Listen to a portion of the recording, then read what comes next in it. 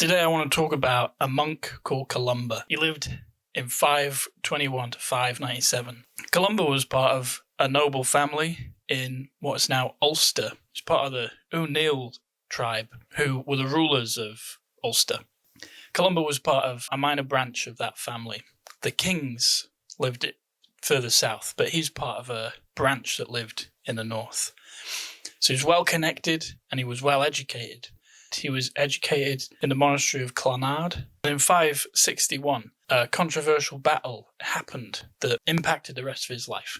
In 561, there was a battle between the northern O'Neills and the southern O'Neills.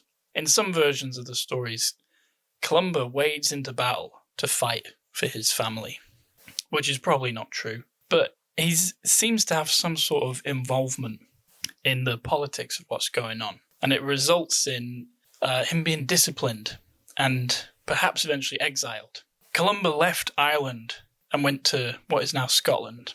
And some people have thought that he left because he was in exile. He was kicked out of Ireland as a punishment for this partisan involvement he had in a rebellion. He definitely seems to have felt guilty about something that he did.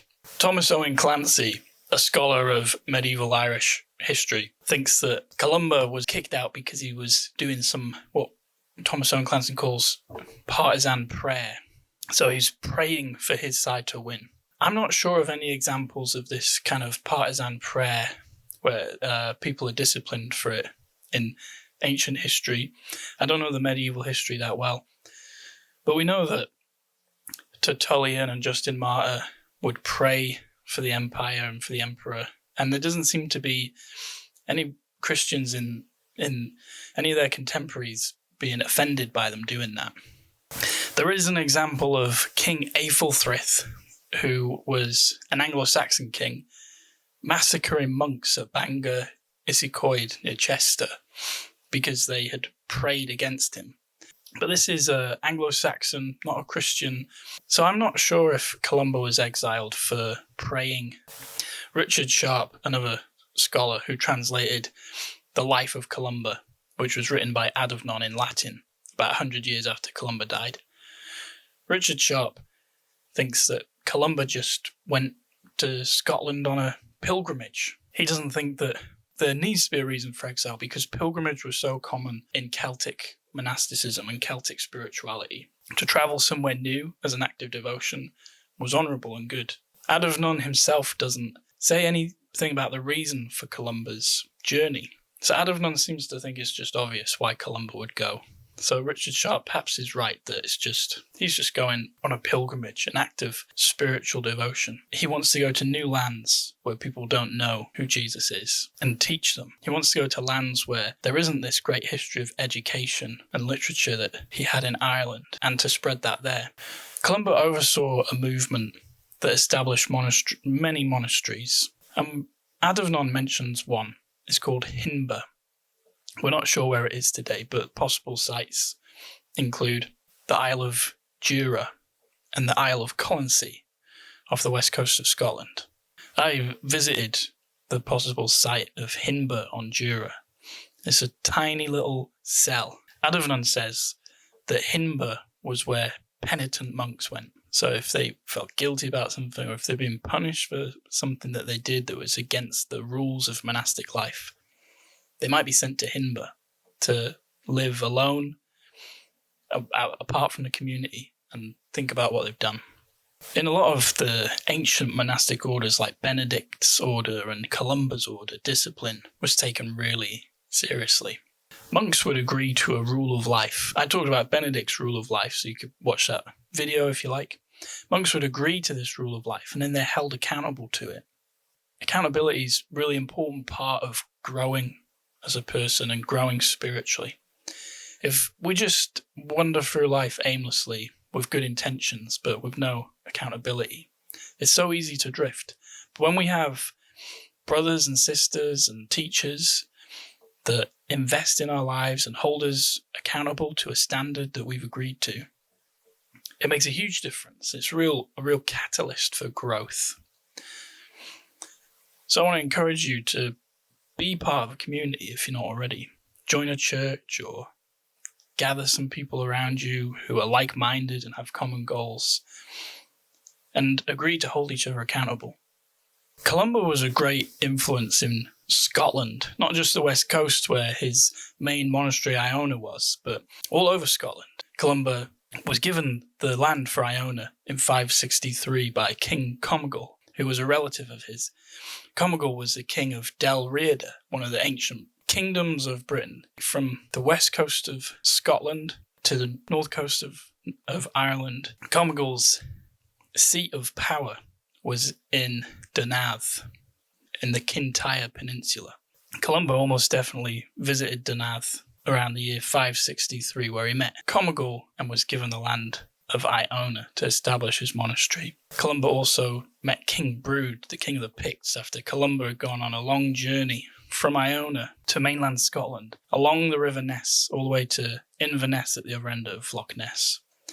Adomnon talks about the journey in the life of Columba, and it has the first mention of the legendary Loch Ness monster. Columba, Adomnon says, while he was travelling along the River Ness, met some Picts who were grieving because one of them, because a Pict had been swimming in the river and been attacked by a water beast, maybe like a kelpie or something. Columba then confronts the beast and drives it away. When he reaches Inverness, he meets King Brude, and while Brude is not persuaded to become a Christian, he does respect Columba. Columba's life was recorded by Adumnon.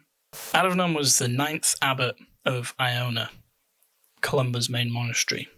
During Adumnon's lifetime, there was conflict between the Celtic Christians of Ireland, Scotland, Wales and Northern England, and the Roman Christians that were based in Canterbury in southern England. In England, at the Synod of Whitby, there was agreement to adopt the Roman customs. So before this agreement, there was 2 different kinds of haircuts monks might have. There were different dates for celebrating Easter. It seemed to the Roman and the Celtic Christians like they were not united. They had different traditions, and it bothered them. So at the Synod of Whitby, they agreed to have one tradition, and they chose the Roman tradition. In Ireland and in the extreme northwest of Scotland, where Iona was, not everyone was on board with this idea. And so on Iona, after Adumnon accepted the Roman tradition in 688, there was 2 groups. You could see both haircuts on the same island. You would see Easter celebrated on both of the traditional dates. Adumnon, to try and bring these 2 groups together and prevent them from splintering any further, wrote the life of Columba to celebrate the founder of the Iona tradition. So Adumnon wrote the life of Columba to build a bridge between those who celebrated the Roman tradition and those who celebrated the Celtic tradition. Today there's a lot of partisanship, a lot of division in the West. People are not just disagreeing with each other, but they're demonizing each other and hating each other. Now, Adumnon did have an opinion about how the tonsils should be cut and when Easter should be celebrated. He agreed with the Roman tradition, but he also respected the Celtic tradition that he'd come from. And he tried to honour the heroes of the Celtic tradition like Columba. And in doing so, he built bridges between 2 parties that could have divided further. In celebrating the heroes of the other side, he brought 2 sides together. Can you see in yourself that perhaps it's not just that you favour one side over another in some debate, but that you disdain the other side or even hate the people on it? You don't have to agree with the other side, but we need to see each other as human and also see each other as heroes. We need to not just tolerate each other, but learn to really value and love each other. Appreciate all your likes and subscribes, find it very encouraging. I'm going to finish this video with a song that was attributed to Columba. Christ has a host surrounded with clouds of martyrs bright, who wave their palms in triumph and fire us for the fight. Then Christ the cross ascended, it to save a world undone and suffering for the sinful, our full redemption won.